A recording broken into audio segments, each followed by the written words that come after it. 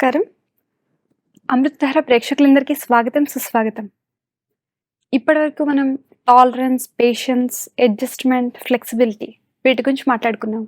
అయితే ఫ్లెక్సిబిలిటీ అంటే మనం వాటర్ ఎంత సాఫ్ట్‌గా ఉంటుందో అలాగే మనం కూడా సాఫ్ట్, స్మూత్ అండ్ ఫర్మ్ అయితే ఎంత ఆబ్స్టికల్ ఎంత పెద్దదొచ్చినా సరే మనం ఈజీగా అదెందుకొచ్చింది అని అనుకునే బదులుగా దాని పక్కన నుంచి వెళ్ళిపోతాం.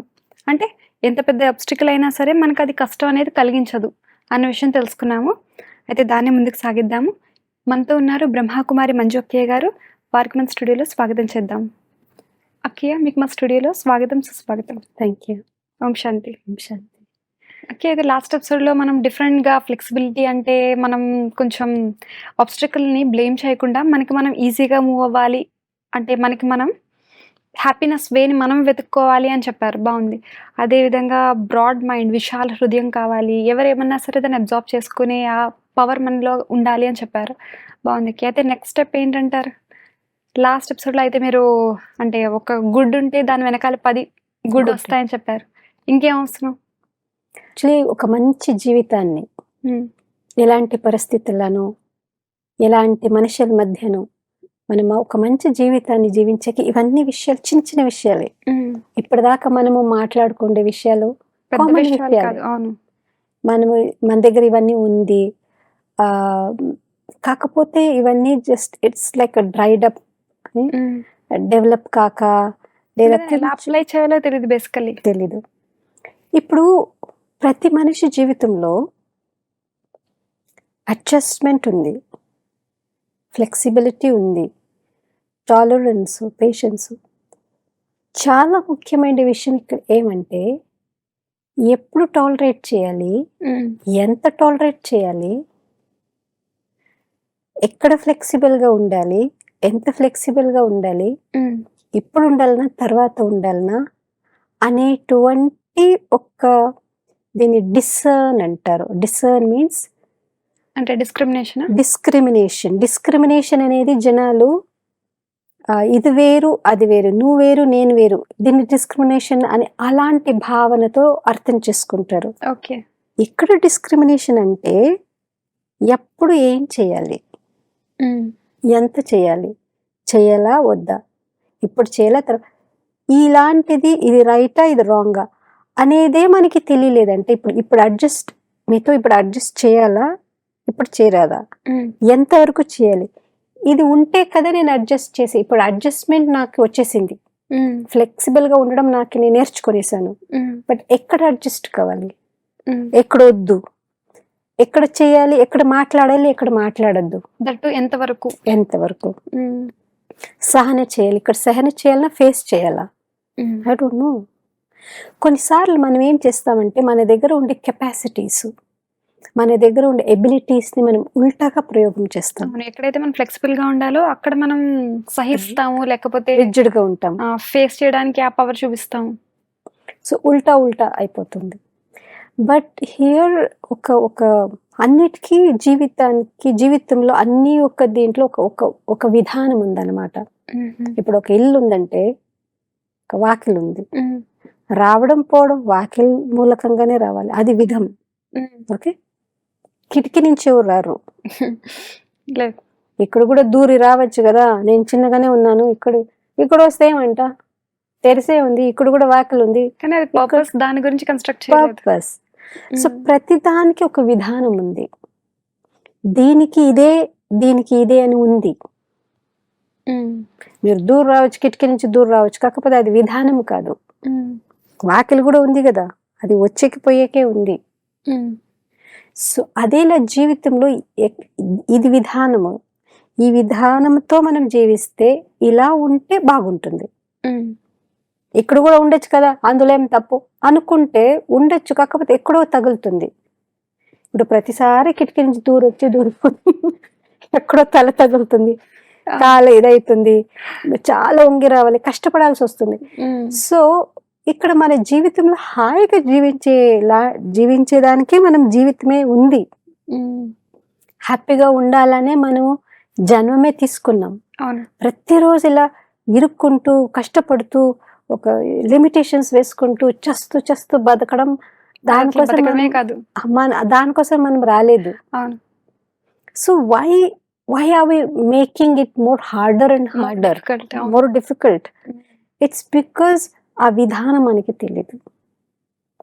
సో దిస్ ఇస్ లైక్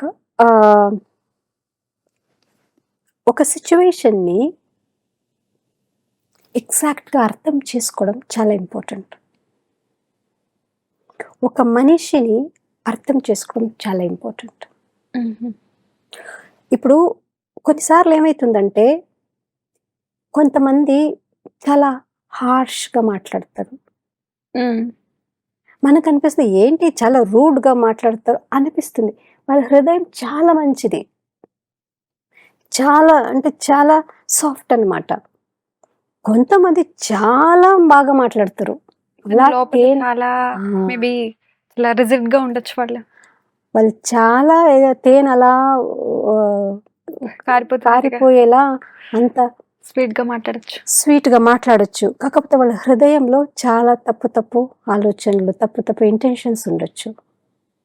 ఇప్పుడు మనం మాటలు చూడాలా, ఫీలింగ్స్ చూడాలా, మనసు చూడాలా? మాట మనసా? మనసు చూడాలి, కానీ బయట మాటలు కనిపిస్తున్నాయి కదా అందరి ముందు. అది. సో ఇక్కడ ఏమంటే let us learn to see behind the mask, okay, behind the curtain. అలా ఈ ఒక్క విషయం మనకి ఇది ఒక ఆర్ట్ అండి. ఇది కూడా మన జీవితంలో నేర్చుకునేటువంటి విషయమే. Don't judge a book by its cover అంటారు. ఇప్పుడు ఈ చీర కట్టుకుంటే ఈమె ఇలాంటిదే అని నేను డిసైడ్ చేయలేను కదా. వీళ్ళు ఇలా ఉంటే వీళ్ళు అలాంటి వాళ్ళే అట్లా మనం అనుకోము, అట్లా చెప్పలేము. అవును. సో ఈ డిస్క్రిమినేషన్ అంటే to see the value of a person, not by అంటే the way they are from outside. బయట ఎలా ఉన్నారు, ముక్కు మొగం ఎలా ఉంది, లేదు చీర ఎలా ఉంది, షూ ఎలా ఉంది, పర్స్ ఎలా ఉంది, మీరు ఎలాంటి గ్లాసెస్ వేసుకున్నారు, ఎలాంటి బ్యాంగిల్ వేసుకున్నారు, ఎలాంటి షూస్ వేసుకున్నారు, దీన్ని చూసి మీ లెక్క వేయడము అది రైట్ కాదు కదా. దీని వెనక ఉండే మీ వాల్యూ ఏంటి అది మనం తెలుసుకునేసరికి జీవితంలో అడ్జస్ట్ కావడము, ఫ్లెక్సిబుల్గా ఉండడం చాలా ఈజీ అవుతుంది. దానికి కొంచెం మైండ్ని క్లియర్గా ఉంచాలి. క్లౌడెడ్ మైండ్ ఉంటే మనం ఒక వ్యక్తి భావాల్ని, ఒక వ్యక్తి మనసులో ఉండేటువంటి ఆలోచనల్ని అర్థం చేసుకోలేము. రిలేషన్షిప్ పెద్ద ప్రాబ్లమే ఇది కదండి. ఎగ్జాక్ట్లీ. క్లౌడ్ అంటే ఏంటంటారు? క్లౌడ్ అంటే ఇప్పుడు మీ గురించి నాకు కొన్ని ఇన్ఫర్మేషన్లు తెలుసు, నాకెవరో చెప్పింటారు, లేదు నేనే ఒకటి అందాజు ఇమాజిన్ చేసుకోండి, గెస్ చేసింటాను, ఇలా ఉంటుందంటే ఈమె ఇలాగే ఉండొచ్చేమో, ఇలా చూస్తుందంటే ఏదో ఆలోచిస్తుంది, ఇదే చూస్తుండొచ్చేమో, ఓకే ఈ లోకి నవ్వుకుంటుందంటే నా గురించే నవ్వుకుంటుందేమో, ఇలా నేనే ఊహించుకుంటున్నా. నా ఊహలంతా నిజం కాదు కదా. అవును, ఊహలు వేరు, నిజాలు వేరు. మేబీ నేను చేసేటువంటి ఒక ఊహ అలా మ్యాచ్ కావచ్చు, కోఇన్సిడెంట్లీ మ్యాచ్ కావచ్చు, but it's not always happens. ఈ హంస పక్షి ఉంది చూడండి, స్వాన్. ఈ స్వాన్ ఇట్స్ బెస్ట్ ఎగ్జాంపుల్. అంటే మనం విన్నాము, చూసింది లేదు. ఈ స్వాన్కి, హంస పక్షికి పాలు నీళ్లు కలిపి పెడితే అది నీళ్ళని వదిలిపెట్టేసి పాలని నీళ్ళని వేరే చేస్తుందంట. ముత్యాలు డైమండ్స్ ముత్యాలు రాళ్ళని పెడితే అది రాళ్ళని వదిలిపెట్టి ముత్యాలు మాత్రమే తీసేసుకుంటుంది. ఒక జ్యువెలర్ దగ్గర పోతాం, ఒక మర్చెంట్ ఉన్నారు. ఇప్పుడు మనకి బంగారం అంటే అంత గ్లిటరింగ్, అంత గోల్డ్ అనుకుంటాం మనం. ఏది కొంచెం షైన్ అవుతావు, ఓ ఇది ఇట్స్ వెరీ షైనీ. ఈ మధ్య చూస్తే రోల్డ్ గోల్డ్ కూడా గోల్డ్ కన్నా బాగా మెరుస్తాయి. మెరిసేదంతా గోల్డ్ అనుకుంటే గోల్డ్ కాదు కదా. ఎక్స్టర్నల్ లుక్ లోకి వెళ్ళకూడదు. అది ఒక డైమండ్, ఇది రాయి అది రాయి, మనకు అన్ని రాళ్ళే తెలుస్తుంది, అన్నీ మెరుస్తుంది. కాకపోతే ఈ రాళ్ళ డైమండ్ ఏది, కామన్ రాయి ఏది, ఆ వజ్రాల్లో కూడా ఒక మంచి క్వాలిటీ Highest వజ్రం అంటే ఏది, అది మనకి తెలిసేదు. ఒక కామన్ మ్యాన్కి నాకు తెలిసేదు. అవును.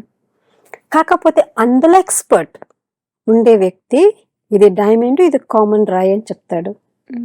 డైమండ్ లో కూడా ఇది ఉంది, కేటగిరీస్ ఉంది, క్వాలిటీస్ ఉంది. ఇది హై క్వాలిటీ డైమండ్, ఇది నార్మల్ డైమండ్, అలా చెప్తారు. మనకే అది తెలిసింది. సో ఆ వ్యక్తికి ఎలా తెలుస్తుంది? ప్రాక్టీస్ అండ్ ఆ వ్యక్తికి హి హస్ లెర్న్డ్ ఇట్.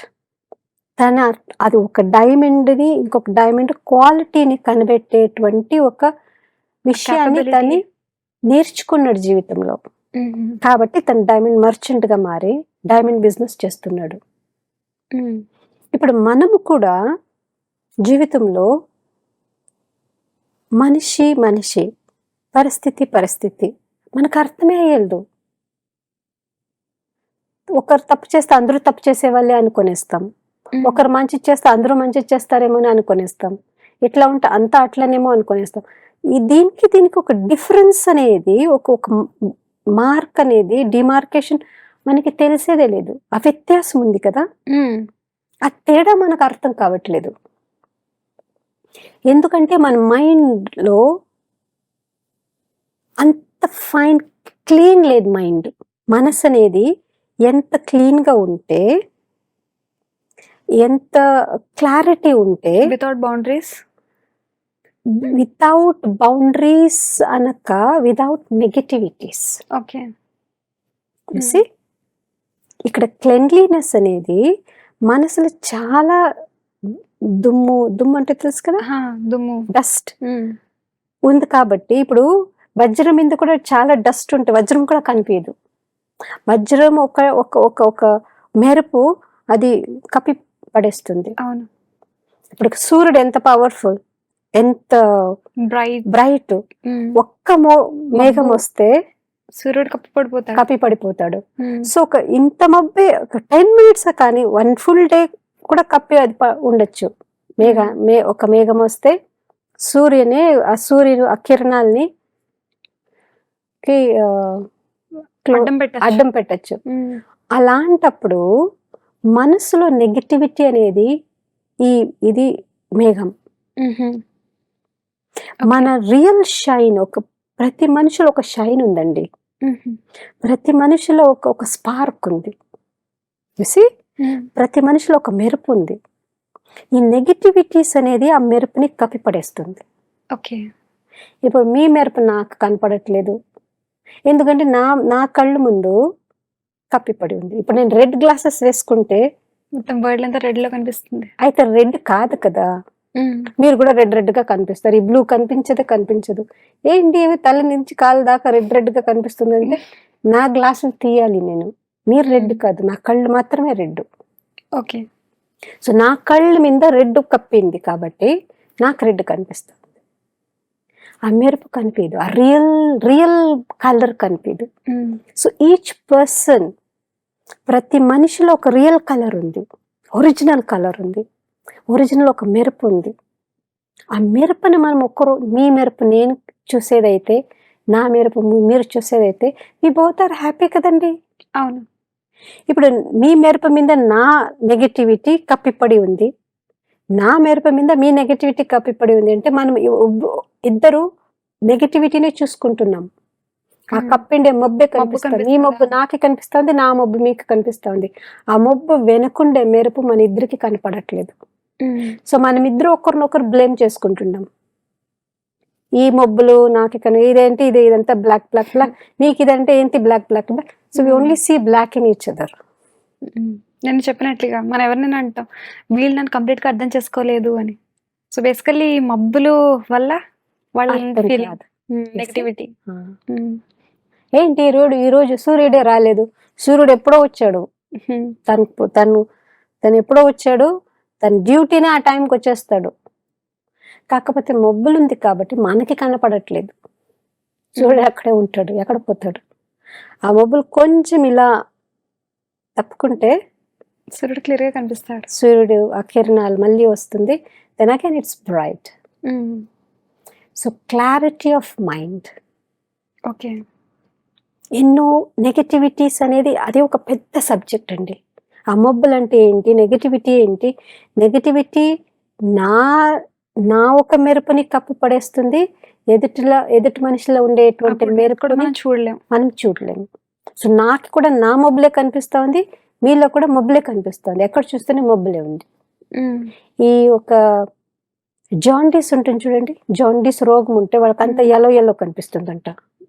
ఎవరిని చూస్తే ఎక్కడ చూస్తే ఎల్లో కనిపిస్తుందంట. ఇప్పుడు ఎల్లో లేదు కదా, యాక్చువల్లీ రోగం ఉండేది ఆ వ్యక్తిలో. జాండీస్ ఉంది. జాండీస్ తెలుసు కదండి, ఏమంటారు దాని తెలుగులో? పచ్చకామర్లా. ఓకే. సో అంత వాళ్ళకి పచ్చగానే కనిపిస్తుంటారు, అంటే పసుపు కలర్, ఎల్లో కనిపిస్తుంటారు.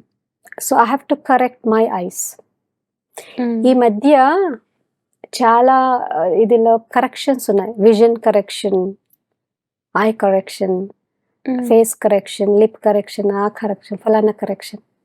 So nobody talks about soul correction, mind correction.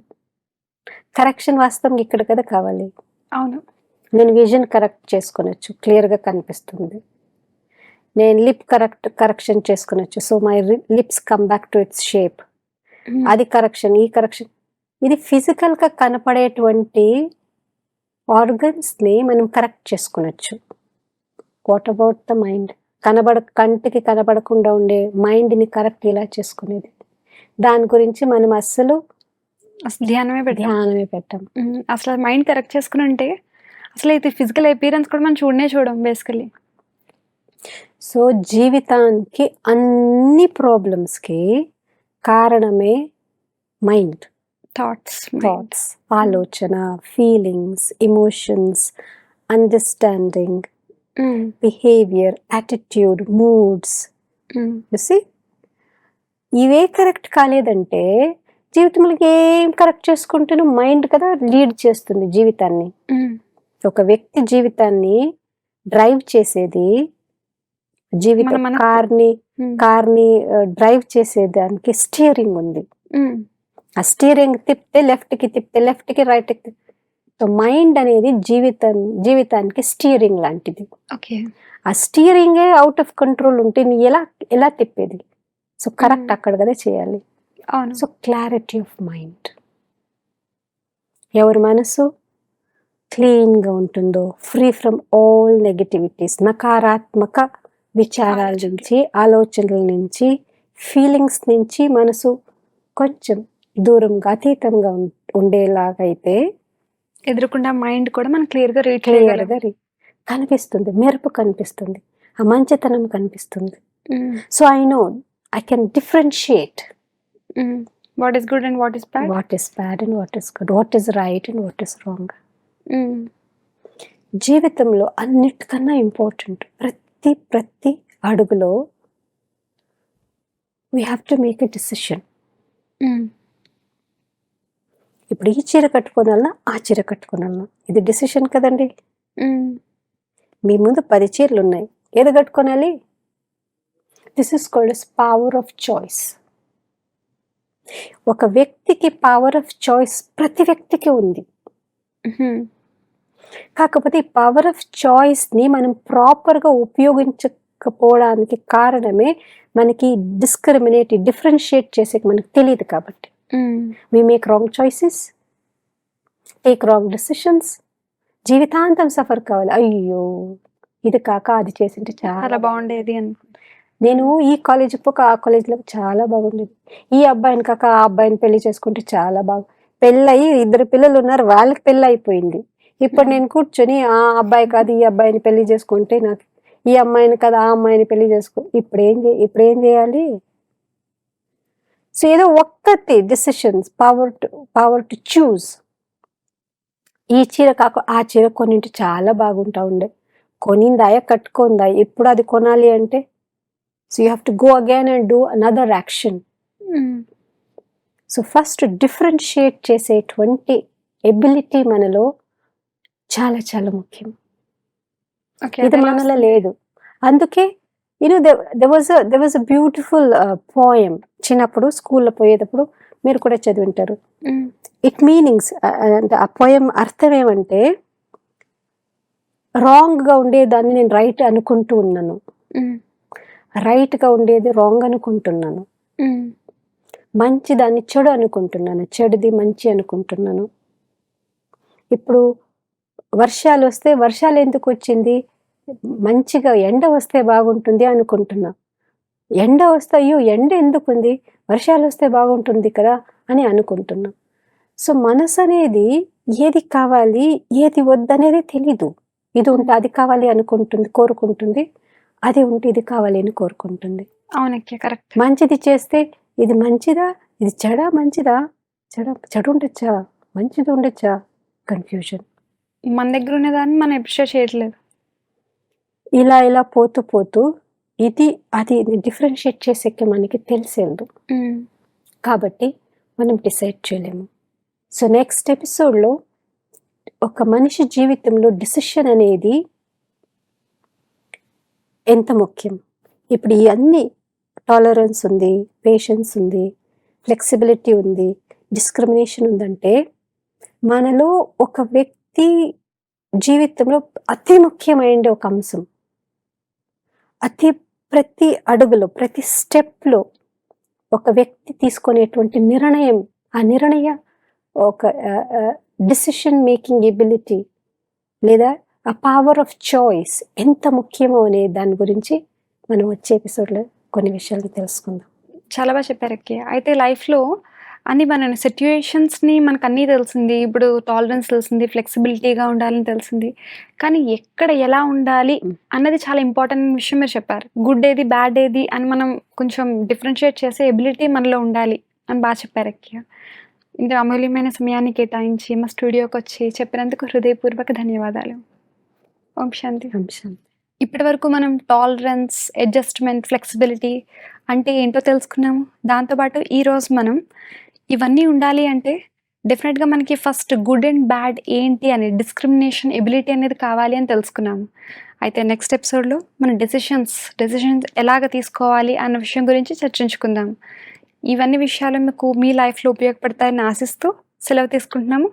మరొక ఎపిసోడ్లో మరికొన్ని మంచి టాపిక్స్తో మేము ముందుంటాం. అప్పటి వరకు సెలవు. నమస్కారం.